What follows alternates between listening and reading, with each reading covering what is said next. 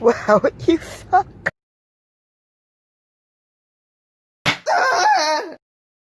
Man, I'm so bored. I wish something supernatural would happen. Run away, zombies everywhere. It's the end of the world. Oh, cool! Here they come! Holy shit, this is not a game! Somebody give me a sound on how to hit this! Guess I'll review this, but better find a place to hide. Hello everyone, my name is Crash Cooper, and I'm gonna review this game even though zombies are starting to slowly take over the world.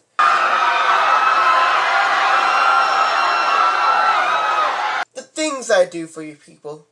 Anyway, enough about me risking my life for something stupid as this. Let's just dive in into Resident Evil 3. the remake. History. Resident Evil is the most iconic horror icon. Not only in gaming, but movies as well, sadly. Resident Evil came out in 1996 and scared gamers and blew critics' minds. It had amazing graphics, memorable characters, scary, varied enemy types, and a great score. Its controls may not be great considering you move like a tank, but it didn't matter because the original sits with a 91 on Metacritic to this day. This game made zombies scary and popular again, and made people want to make horror movies. The director of Night of the Living Dead, George A. Romero, even directed a commercial for it. He also said the game was important himself. Without this game, there wouldn't be Zombieland, Shaun of the Dead, Dead Space, Dying Light, or Silent Hill. With the first game's success, they went on to make 25 fucking games. That's not even counting the ones on the phone. Even when they fall, looking at you, Resident Evil, shit, you can go suck my Cooper. They get back up. Resident Evil will always be my big, tall, terrifying baby. And please, everyone again. Okay, that's enough with the history. Let's get into the deep holes that lie within this game. Oh, wait. No, I didn't mean it like... Story. I'm not gonna make this long because Resident Evil stories are simple and not exactly masterful. In terms of writing, the plot is simple.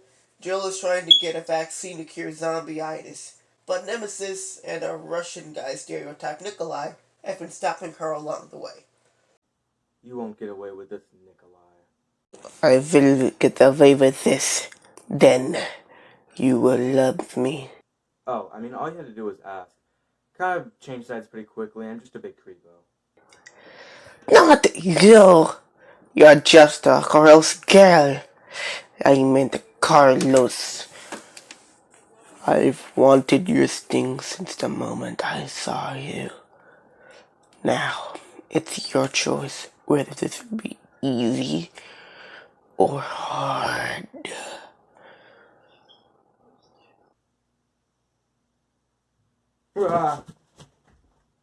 Guess we gotta do this the hard way.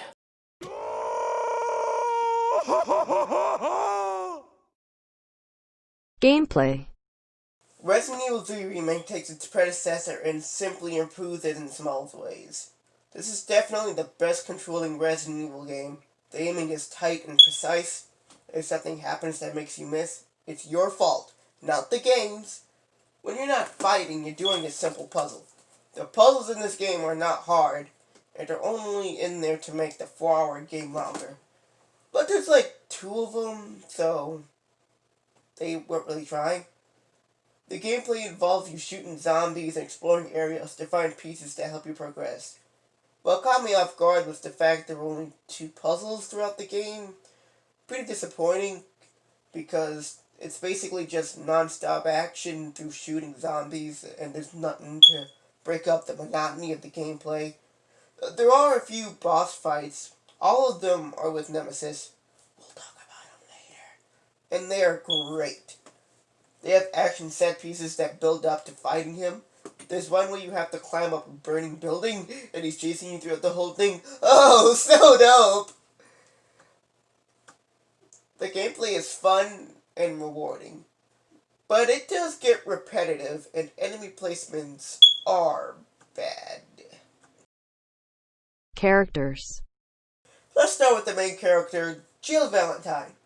She's great. She can be snarky, confident, sarcastic, but kind of bitchy to random people she doesn't know. Good examples of this is her earlier interactions with Carlos. Drink of water like yourself to put out a few flames. Fuck you.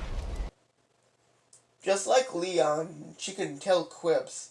Although considering she isn't as cool as he is, it's pretty cringy to watch her joke. So she's just a great protagonist. Just don't expect her to kiss you on your first date. Now we have Carlos. I fucking love this guy! He is fucking funny, brave and tough. He can put zombies down to the ground while making actual funny quips. The fact he has to deal with debating Jill early on makes him seem like such a nice guy. That makes me want to tuck him in and give him a kiss on the forehead.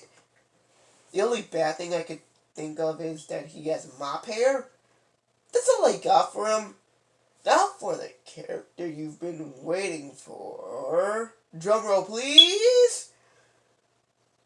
Nikolai. What's that? You weren't expecting the most generic Russian bad guy in it for the money? Well, just in case you're wondering, he sucks. He says he wants combat data to sell for money, but Jill isn't Leon, she is Jill. And at the end of the game, he destroys the vaccine that he could have sold for millions of dollars. I don't understand why he did that. He fucking did. Ah! He is just generic, and his actions counter his motivations. Not the worst, but not the best. Oh, also, there's Nemesis, I guess. Nemesis is great. He's broad, big, monstrous, and on the list to kill STARS members. He will do anything to kill Jill, except actually kill her. When he grabs her face like 50 times, he won't show mercy. Motherfucker climbs walls like Spider-Man, runs like Accelerate, and punches like Luffy from One Piece. They even give him a flamethrower in RPG just to sell how tough he is. Also, his thick body and pretty face make me... Oh. I can't stop coming. Just like Mr. X, he will try to chase you down and kill you. He listens for your footsteps, but there's a big, enormous, big problem. He only does that for the beginning of the game for like an hour. This doesn't make sense, because Nemesis did the whole listening to your footsteps and knowing where you are at all times that Mr. X did.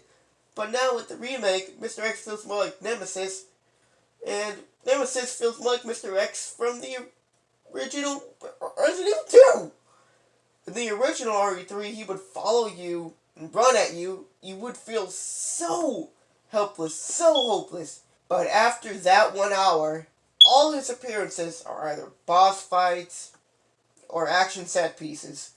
He is scary and he feels overpowered, but you never feel like you should be scared if you don't see him. 2 out of 10 villain, not thick enough. Sound design. I think it goes without saying that any Resident Evil game has the best sound design of any other type of game. If it wasn't for all the talking, this would have been one of the most immersive games I've ever played. Every step fills the atmosphere. Every shot feels crisp. Even the act of walking with a shotgun has sound. You can hear the shotgun shells rattling in the gun when you run. When was the last time you had someone pay attention to detail like that? What? Rockstar. Well, in that case, Go fuck yourself. whenever you play these games, wear a pair of headphones. It will make you feel like you're actually there. So, yeah, that's the sound design. What do I think overall? Well, I went to this game with great expectations, but it didn't quite live up to the hype. I would rather play RE4, 2, and 7 over this. The lack of puzzles make this less of an RE game, and the gunplay, while fun, could get really repetitive and the overabundance of ammo makes this feel like an action game. You know how in old school RE you had little ammo, barely any music, and you never knew where you were? How every time you saw a zombie you thought if you should kill those freaks, but maybe you don't have enough ammo for when you really need it.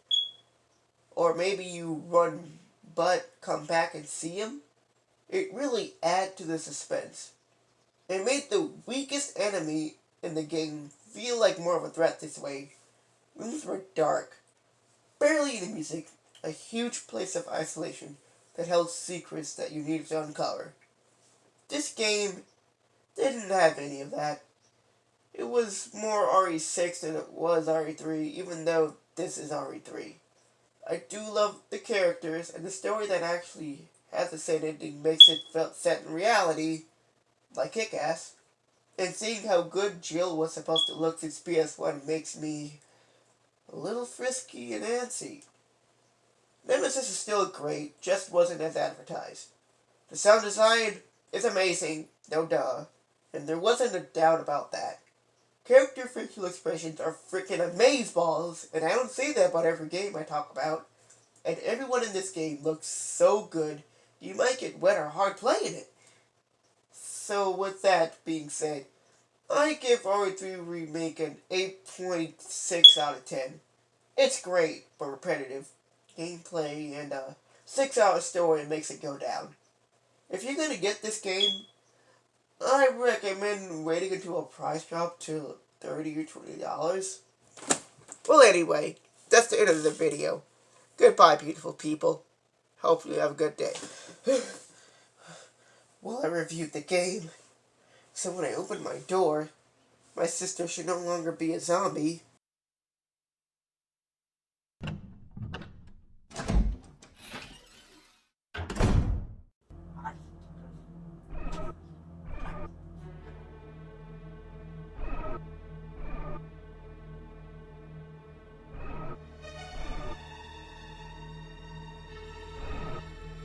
Damn it. Oh god! It hurts! It hurts! Oh god! She's eating me! What fucking fish? Oh god, it hurts! Oh, somebody! Somebody! Somebody help me!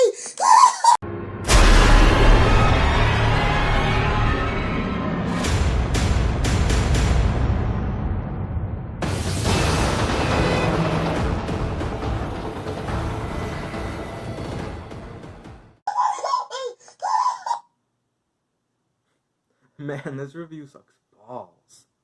I'm gonna watch quality content. Yeah, except for the time Dad hit that deer. Yeah, looks like it's just a ding. There's no reason to get the insurance companies involved. Well, It's funny because it's a pathetic reach at humor.